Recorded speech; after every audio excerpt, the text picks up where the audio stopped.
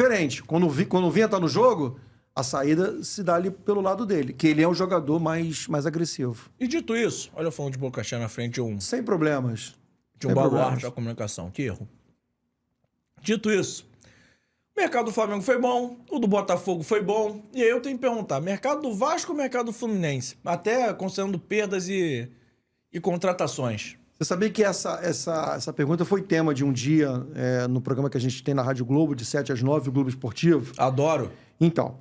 E aí eu e o Rafael Marques... Manda um abraço ao seu amigo Hugo Lago. Sim, claro. Que é um grande um profeta, diga-se de passagem. Encontrei em São Januário 2 vezes, as 2 vezes ele acertou a vitória com 2 gols do Vasco. Olha aí, ó, tá vendo? Segunda até o placar do jogo, né? Segunda ele cravou. Na quinta ele errou, ele falou que o Atlético não fazia gol e fez, mas tá tudo certo. Tá tudo certo. E aí eu e o Rafa, a gente teve opiniões contrárias. Porque o Rafa defendeu, o Rafa olhou por um lado e eu olhei por outro. Qual foi a pergunta que o Hugo fez pra gente? Na janela, quem surtiu mais efeito até agora? Faz uma escala aí, né, do primeiro pro quarto. E eu coloquei o Fluminense em primeiro. Coloquei o Botafogo em segundo. Coloquei o Flamengo em terceiro e o Vasco em quarto. O Rafa manteve o Vasco em quarto.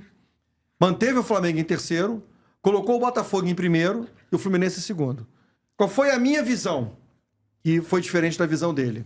Quando eu coloco o Fluminense em primeiro, é para dizer que a estreia do Thiago Silva, a chegada do Bernal, a chegada do Serna, cara que entrou muito bem no time, entendeu? A volta do Nonato. Então, o que eu tô falando? Quando esses jogadores não estavam no Fluminense, o Fluminense estava mergulhado no Z4 do Campeonato Brasileiro. E vocês da imprensa, isso é uma expressão de Marcelo Barreto, com quem eu participo, né, do Redação Sport TV. Essa semana, quinta-feira, estarei presente.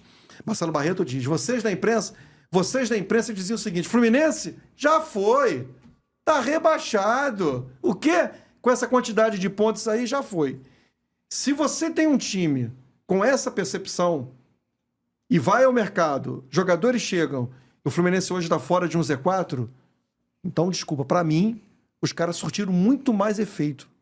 Foram muito mais importantes do que o Botafogo, que trouxe Matheus Martins, que trouxe Almada.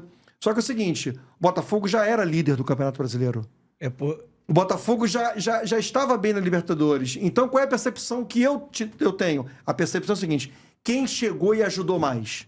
E eu acho que quem chegou ajudou mais foram os jogadores do Fluminense. É que só justificando minha pergunta, eu dei um peso absurdo para a saída do André, que aconteceu recentemente. Acho que a gente ainda não consegue nem mensurar. Não dá. Ainda não sabemos como é que a vida sem André... Não.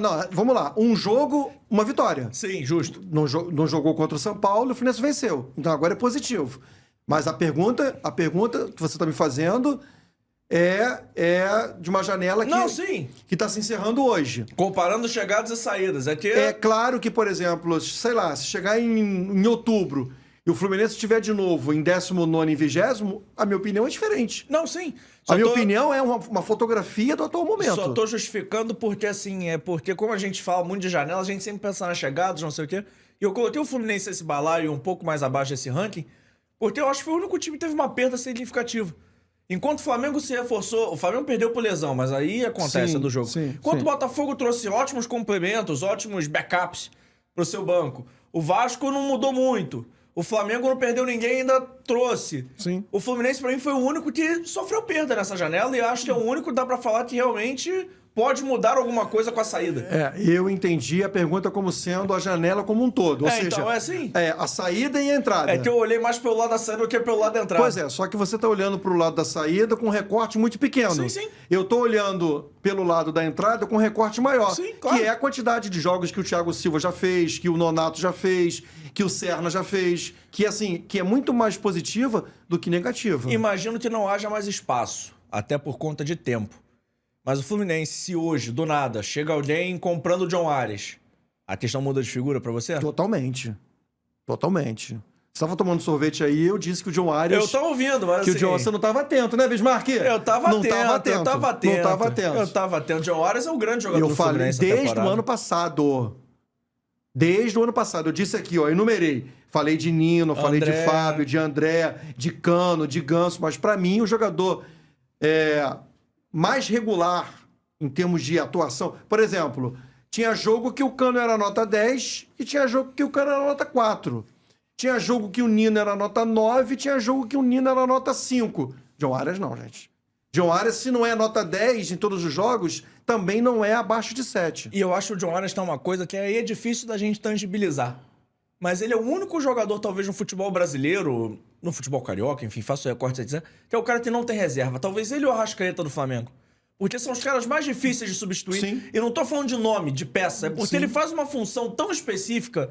Pela forma de jogar. Ele joga de um jeito tão específico que você não consegue achar no mercado alguém pra É substituí-lo. a peça da engrenagem, né? É isso. Você tem a engrenagem, mas se é isso aqui pra funcionar, precisa de uma pecinha aqui. Que é ele. Ah, mas não, ou você tem essa peça, mas a engrenagem é muito boa. Amigo, se não tiver essa pecinha aqui pra fazer o negócio girar, não rola. É isso, e eu acho até o Arrascaeta no Flamengo arruma-se outra maneira de jogar. O Flamengo do Tite Sim, não dá espetáculo, não precisa tanto dele, igual o Fluminense do John A Arias. mesma E acabou esse corte? Então calma aí. Antes de eu ir embora, não esquece de se inscrever no canal, ativar o sininho da notificação, deixar o seu like e o seu comentário e, claro, seguir as nossas redes sociais. A gente tá no @ForaDoJogoCast em todas as redes sociais, mas pelo visto, estamos expulsando, então vai, me ajuda aí!